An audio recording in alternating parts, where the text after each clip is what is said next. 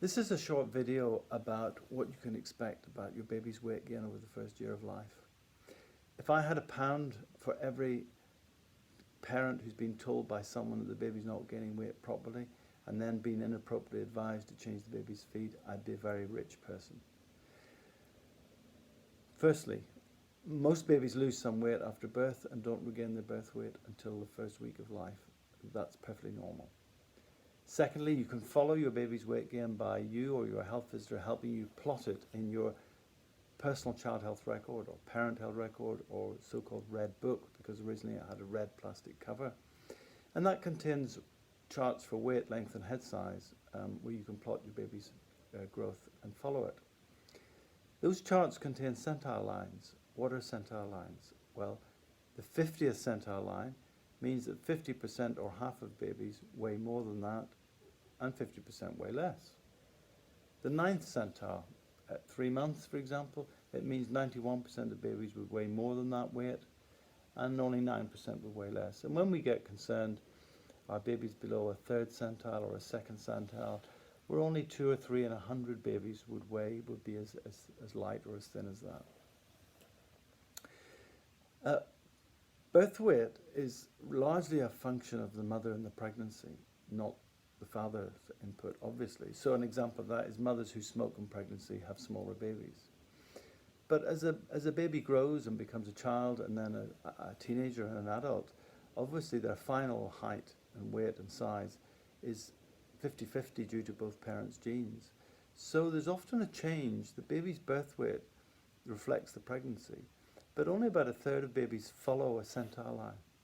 About another third will cross upwards across the centiles, and the other third will cross downwards, because as the father's genes come into play, their final size may not reflect their birth weight. But all babies are gaining weight. Let's not be confused. They're all gaining weight. Some are just gaining it faster than others. Now, we want to avoid both obesity in babies, getting too fat, and we want to avoid babies who, for perhaps some medical reason, are not growing well. So if a baby crosses 2 centile lines, then you should seek the advice of your GP or health visitor. It may be that your baby is one of those where they were quite big at birth and the father's genes indicate the baby may not be a big adult. But crossing 2 centile lines takes some advice. Crossing 1 centile line, perfectly fine. There's 3 other bits of information that may help reassure you.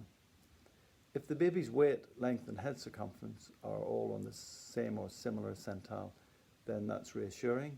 A baby whose weight is on the 9th centile and head circumference is on the 91st centile, that might be of more concern. Secondly, following over time, rather than one-off measurements, give us a good idea of whether the baby's, although baby may be small, is following the 3rd or the 9th centile, growing at a normal rate, albeit small, whereas a one-off measurement may be more alarming. And the height, but not the weight of the parents, is a good guide. Weight of the parents is, I'm afraid, down to how much they eat, but parental height, it would be unusual or less common to have a very small baby in very tall parents, and likewise unusual to have a very tall baby with small parents. You don't need to weigh your baby more than monthly, and each time they're weighed, they should be weighed on the same scales, naked, otherwise different scales give you completely ridiculous results. As a guide, very roughly, babies double their birth weight by 6 months and treble it by a year. So weight gain and height gain is already starting to slow down in the second 6 months of life. And during childhood until puberty, growth does slow down, and that's normal. Finally, remember, no 2 babies are the same. So beware the well-intentioned advice from relatives, grandparents, neighbors, doctors, health visitors, everybody, telling you that your baby's not growing well and you need to stop breastfeeding, or you need to top up with bottle feeds, or you need to change to bottle feeds. Or if you're a bottle feeding mother, a parent, you need to increase the feeds. That advice can be wrong. Before you do any of those things, check with a professional, because often your baby's weight gain and growth will be perfectly within the normal range. Thank you.